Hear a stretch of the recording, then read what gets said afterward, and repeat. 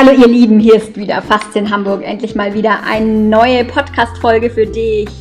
I have the nice guy Kai in my interview. It's my first podcast in English. So yeah, it was a challenge, but it was very nice. Kai is from Norway and please have fun with his topic. It's about movement, holistic movement in our body, how we can lose pain for a long period of time. So have fun with the examples from Kai. He's a nice guy. He go in the forest and talk about how you can do exercise. Yeah, exercise which are very good for you. Not too much heavy weight lifting. It's just the normal way of movement and yeah, a bit like our animals. So have fun with the podcast. Oh, hi Kai, nice to meet you in my podcast. Hi. Very nice that we came together today. Absolutely, yes. And it's so cool because I just saw like an advertise from you on Instagram, and yeah, it was a little text about you and what you changed in your life. I think it was like this, and then I clicked, and then I saw I can get your ebook, and then and this is the reason why we are together today. And yeah, I read your ebook, and so great. So I mean, thank you. Yeah, you're welcome. Because I mean, Idoportal is the name for movement, and absolutely. And yeah, I didn't know it before that you are together with Idoportal, but now I understand why you came to the movement philosophy, or I don't know how we can say it. Maybe philosophy. So would be very nice if you can tell us about your life in the last, maybe in the past, in the last 10 years, or when it started for you, and why was the reason you start with the movement, philosophy. Yeah, of course. Sure, I will try to to speak a little about it, how I came about Idoportal, and how his approach changed my view on movement, because it really did. And I started as a massage therapist back in 2003. Okay. And then I met Tom Myers in 2004, 5, I think it was. Wow. He has written the Anatomy Trains book. Yes, of course. It's very much about fascia and how we are connected through myofascial links in the body. Yes. And then in 2006, I studied his structural integration program with him in the United States. Oh, cool. And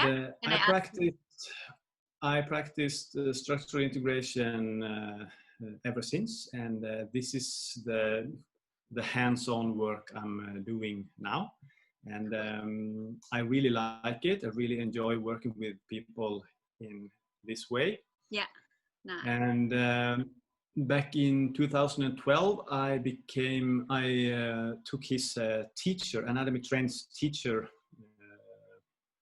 workshop in Maine with him. Okay. And I became a certified Anatomy Trains teacher in 2017. Oh, and wow. I've been teaching. Congratulations. Yeah, thank you. Sorry, can I interrupt shortly? That means that you can teach us. So if I came to Norway, you can teach me or another person who interested in the Thomas Meyer philosophy. Yes, I can be the teacher, but of course it will have to go through the office in the States, and I'm connected to the Anatomy Trains office in in England. So, but yes, it is possible, and there have been many workshops here in Norway and in Bergen since 2010, I think. So yeah, it's absolutely possible. Nice. And then I in 2013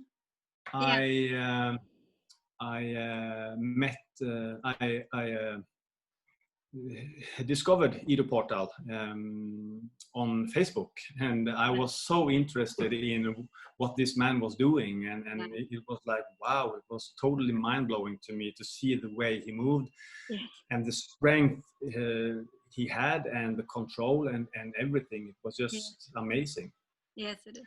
So I was working a little bit at Oslo CrossFit at that time, and Idoportal was coming to Oslo in October 2013. Okay. And I was invited to come to his workshop, and I was in heaven. Yeah, you wrote about it, and that it was very hard for you.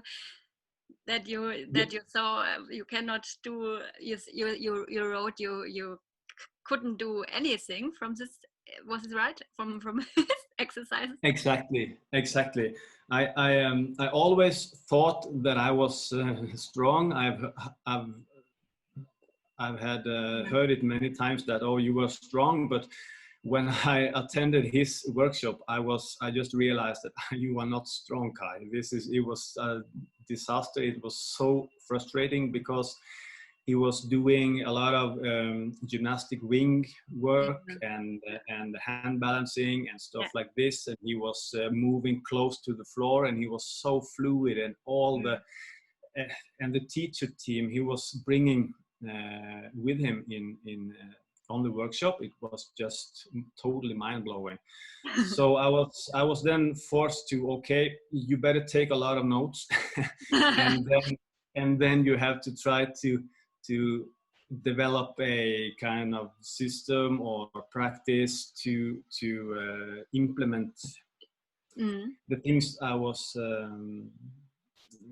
he showed me, and I wanted to learn this, and I started to study it, and I followed him, and I heard a lot of podcasts with him, and so definitely. How is the name how is the name of the podcast from Ido? I don't remember exactly the name of the podcast, but I can send you some links. Yes, of course. And isn't it interesting that, lots of people think like you, they are strong if they go in the fitness center and take the weights and lots of weights, and they think they are the kings and they are strong. And then and if they do their first time the movement with their own body, they got the mind blowing like you. Isn't it interesting that we think we are very good in our structure? And absolutely, yes, and this is what I always are telling my clients too, that lifting weights and going to the gym will make your muscles stronger, but you will lose a lot of coordination when you do it, because if you want to get better at moving, you have to move, and this involves a lot of different motor patterns, a lot of motor control patterns, different than lifting weights.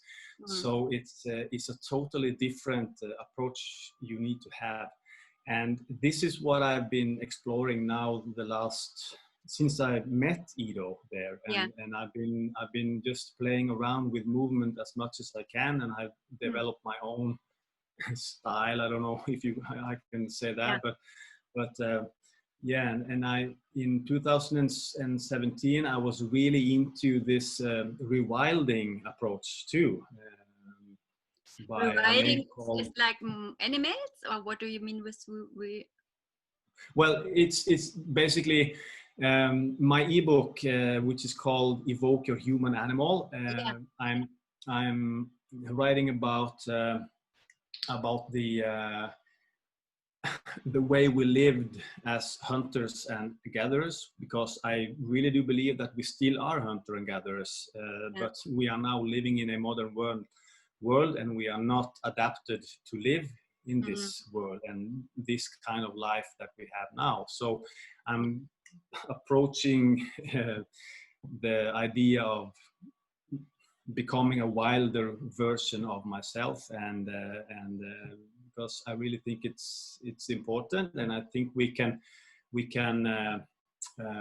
evoke our bodies in a more natural way by implementing movement as we would if we were out in the woods on the mountain and looking for food and hunting and all. Yeah, so that's basically what I try to do today.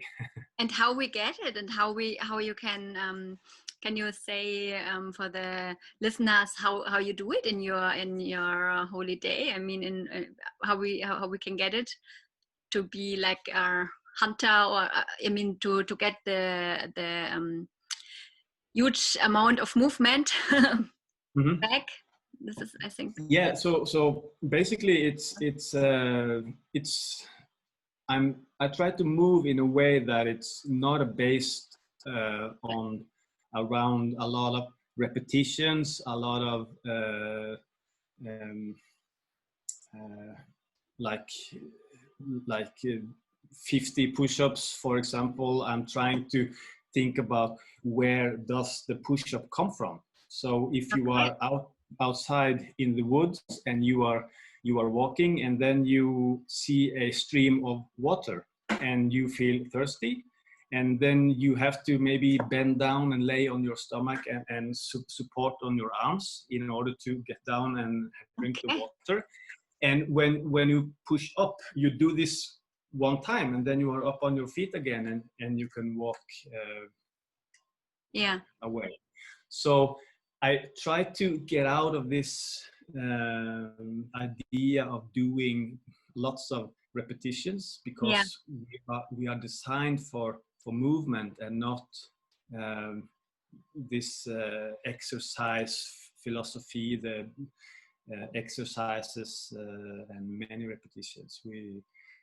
So the variation in how I move, like sitting in a squat and go from there and crawl on the floor or outside and stuff like this, and running, sprinting, and pushing, pulling, lifting. So if I'm outside in the woods, if I find a rock, I can lift the rock up, and I can try to throw it away. So yeah, it's basically try to use the body in many different ways as possible.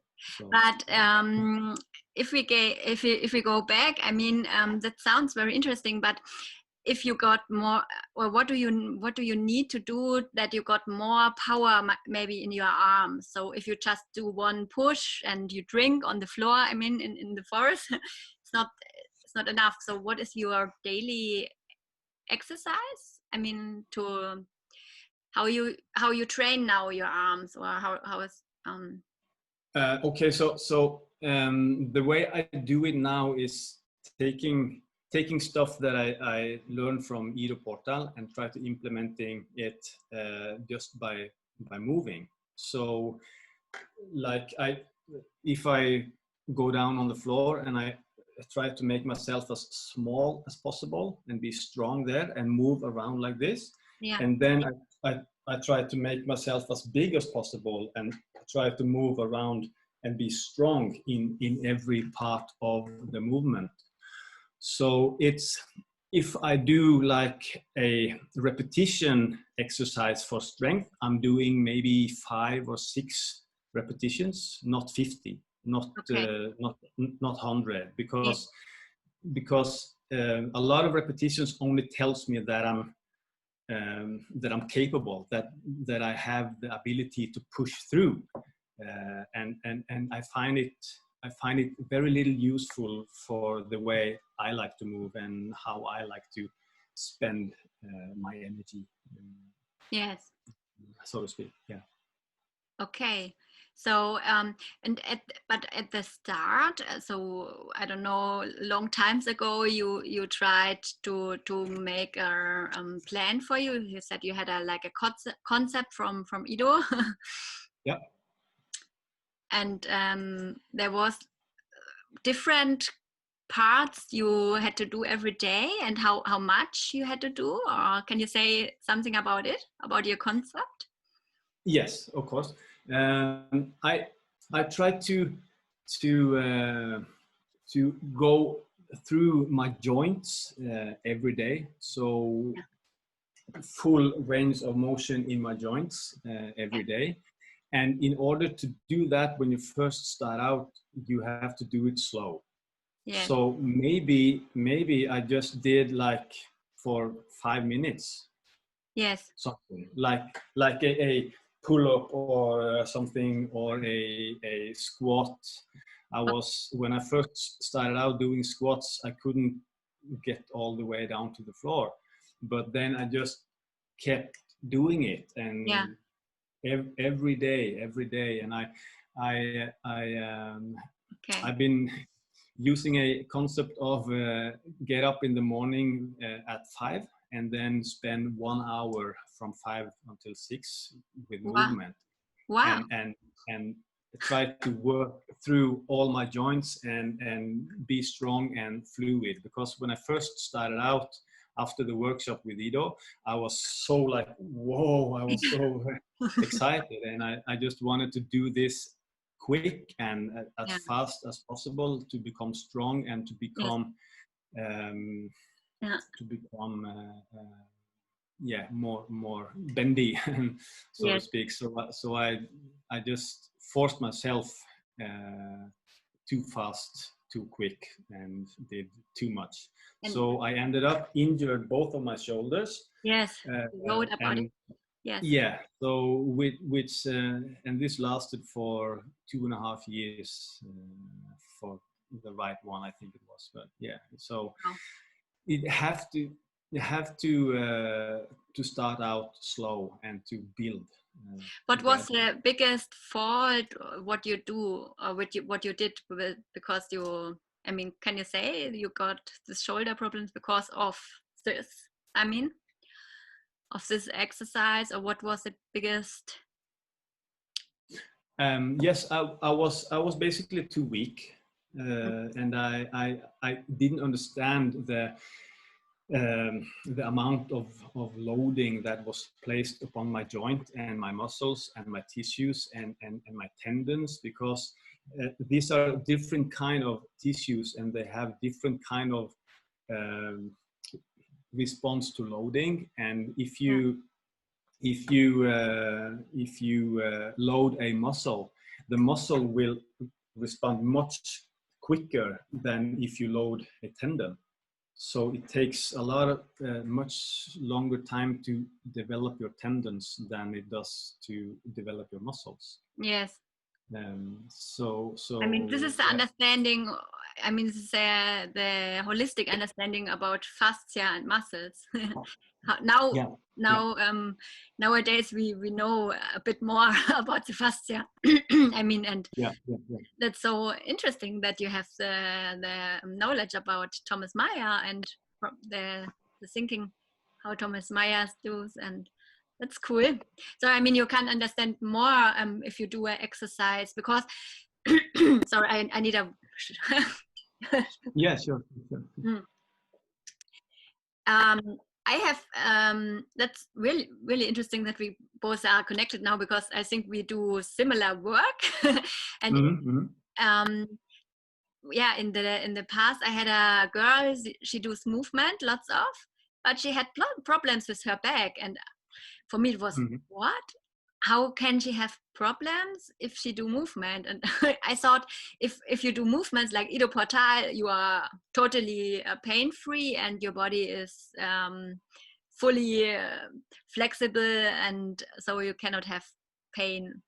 But yeah, of course she was different. I mean, every people is individual, so I saw her problems. Then I made the Yeah, that's interesting. I don't know if Idoportal has pain sometimes, if he told about it, or how is it Oh, with I'm sure. I'm sure he has. Yeah. yeah. Yeah, maybe it's but I think if you do this exercise so for a long period, and I mean Idoportal do it for I don't know how long period of time. Yeah. Of course, he's well adapted to this style of moving, Yeah. and if you break it down, if you really study him and you see what he does, it is very obvious that there is, unless you are a circus artist or anything like this, it's quite difficult to do what he does right away. Yeah. And this the way well, people like this crazy stuff, because it's so cool. It's amazing, but we need to understand that we have to build first. Yeah. So, and it is kind of a performance kind of moving, and it's quite far from what we are designed to do as humans. If we break it further down, we will not stand on one arm, for example. We will not do all this crazy flipping stuff that he does, and the people who study him deeper does.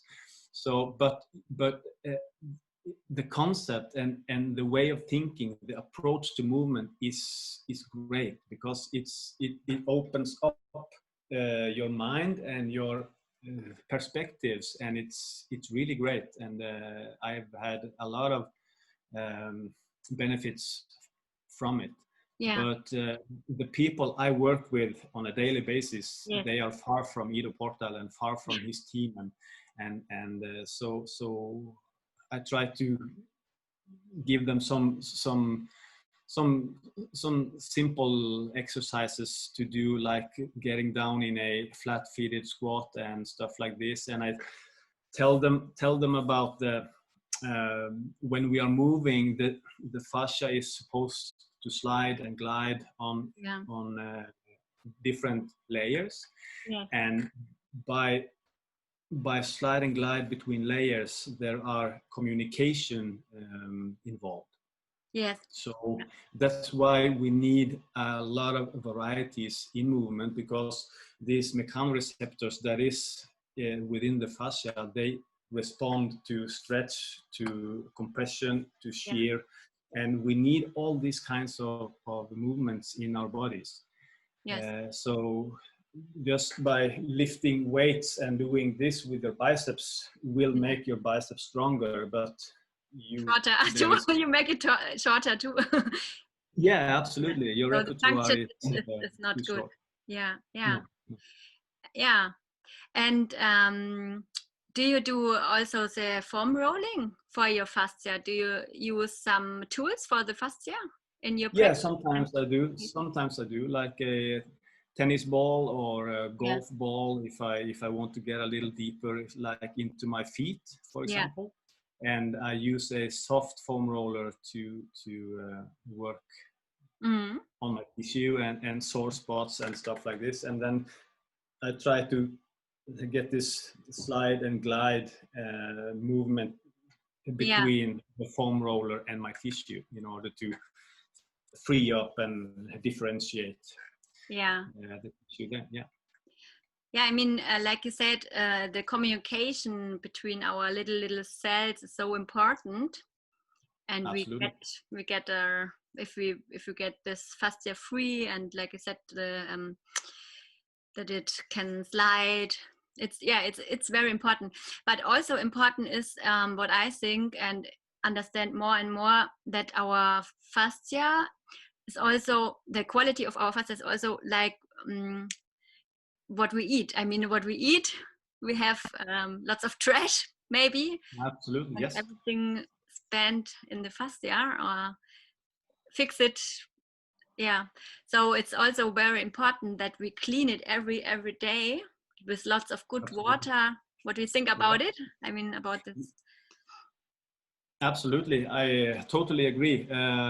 The food we eat and the water we drink, basically, I try to use as clean food as possible. Yeah. So I try to stay away from ultra processed food, and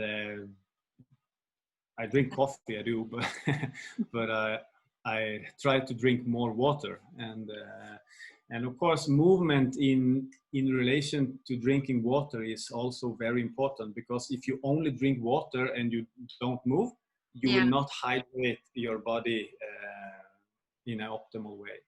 Yeah. So when you move your body in a lot of varieties, you are pushing water out to different parts of your body.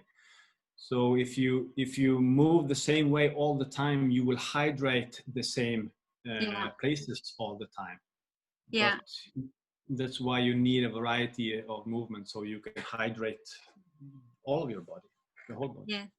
Yeah, this is what we see at the older people. If they don't drink lots of, they get very stiff, and also the function of our brain and everything is not so good. Absolutely. So yeah, clean food and water is very, very important. So let me ask, do you eat meat? No, I don't think you eat meat again.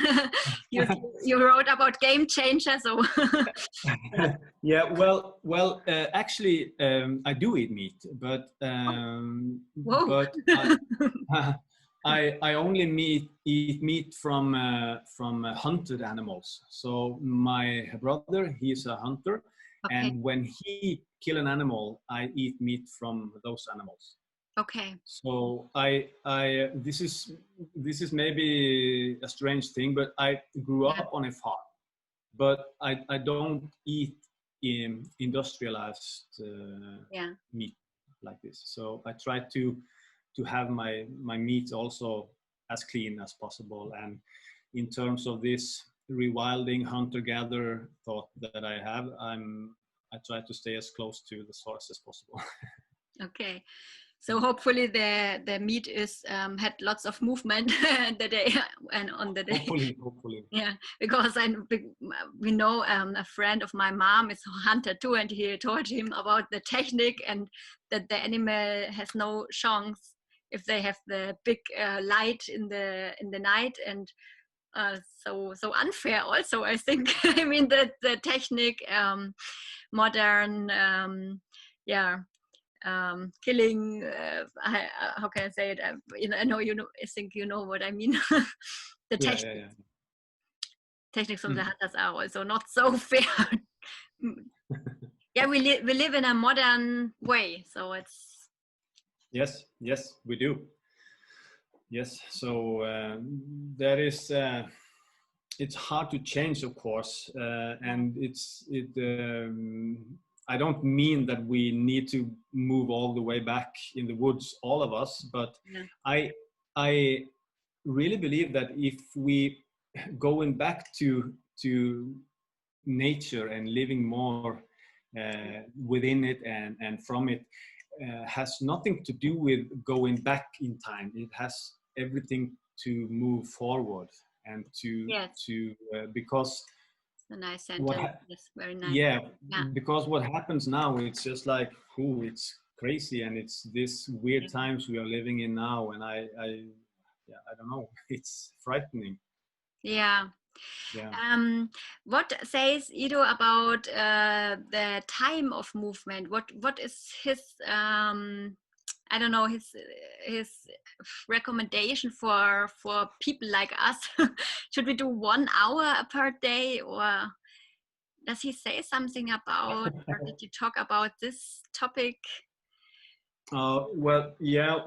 Because I don't know what Ido do the whole day. It's like wow, it's like a wonder, but I cannot believe how. I mean, if we do so much movements, we have to work also we have to earn money. Yeah, I heard an interview with him, and I think he said that at first he said 24 hours, but of course we have to live as well, and we need to sleep and all stuff like this. But I think he said between 6 and 8 hours a day. And if you think about it, so I hope you enjoyed it too much till now. We got lots of information, and of course continue. Listen the next part, the second part of our interview, and you will get more information about what we have in our bodies, structures. We talk about the the fascial connection, and you got more information how we should treat a person well, if we say we treat a person holistic. So please continue, and I see you in the next part to my interview with Kai from Easybodies.